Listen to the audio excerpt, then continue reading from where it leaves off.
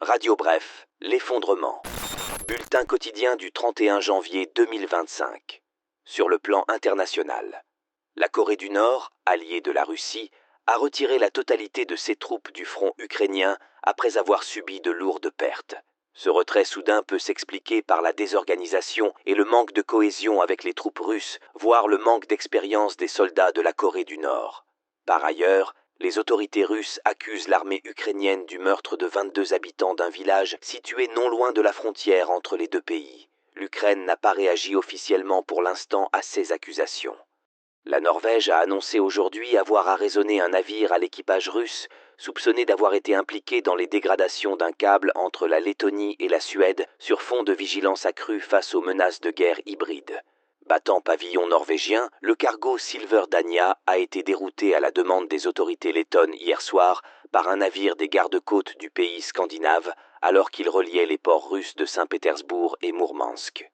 En Afrique, l'armée française rétrocède sa dernière base au Tchad. Cette rétrocession fait suite à la décision tchadienne de rompre les accords de coopération militaire avec la France, jugés obsolètes et surannés par le président tchadien Mahamat Idriss Déby. Le Tchad était le dernier point d'ancrage de la France au Sahel, où Paris a compté jusqu'à plus de 5000 militaires dans le cadre de l'opération anti-djihadiste Barkhane, stoppée à la fin de l'année 2022. Depuis, 4 autres anciennes colonies françaises, le Niger, le Mali, la République centrafricaine et le Burkina Faso, ont enjoint à Paris de retirer son armée de leur territoire, où elle était historiquement implantée, et se sont rapprochées de Moscou. En République démocratique du Congo, l'ONU a exprimé aujourd'hui son inquiétude face aux violences généralisées dans l'est du pays, où le conflit entre l'armée congolaise et le groupe armé antigouvernemental du M23, soutenu par le Rwanda, s'accompagne de nombreux viols et exécutions sommaires.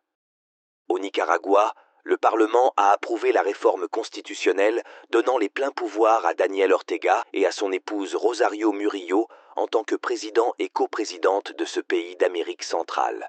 La réforme définit par ailleurs le Nicaragua comme un État révolutionnaire et socialiste. Le Haut Commissariat des Nations Unies aux droits de l'homme a exprimé sa profonde préoccupation face à l'adoption de cette réforme. Aux États-Unis, alors que les expulsions d'étrangers en situation irrégulière se poursuivent à un rythme effréné, le secrétaire d'État Marco Rubio a réaffirmé les intentions de Donald Trump concernant l'achat du Groenland, soulignant que ces déclarations ne relèvent pas de la plaisanterie. L'intérêt de Washington pour ce territoire autonome, riche en ressources naturelles, s'explique aussi par des considérations stratégiques. Marco Rubio s'est dit préoccupé par l'influence grandissante de la Chine dans l'Arctique. En Syrie, les États-Unis ont tué hier un chef de la branche syrienne d'Al-Qaïda, Ouras al-Din, qui vient d'annoncer sa dissolution selon le commandement militaire américain pour le Moyen-Orient. Le djihadiste a été supprimé alors qu'il se trouvait en voiture. Le véhicule a été visé par un drone sur la route menant de Sarmad à Idleb, dans le nord-ouest du pays. Sur le plan national, une information judiciaire a été ouverte à la Cour de justice de la République pour faux témoignage contre Aurore Berger, actuelle ministre déléguée chargée de l'égalité entre les femmes et les hommes. Cette procédure se tient en parallèle du scandale des crèches privées. Aurore Berger avait récusé au printemps dernier tout lien personnel avec une lobbyiste des crèches privées lors d'une audition sous serment.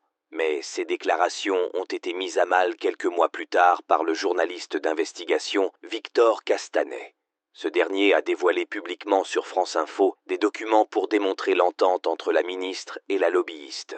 On y trouve par exemple un échange de mails entre Aurore Berger et sa directrice de cabinet au ministère dans lequel elle parle d'Elsa Hervy comme d'une copine. « Elle sera très aidante pour moi », peut-on lire.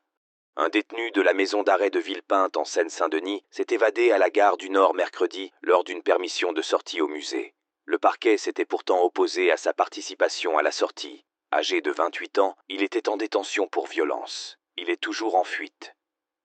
Les fortes crues continuent de sévir en Bretagne, où l'Ille-et-Vilaine et le Morbihan restent placés en vigilance rouge aujourd'hui.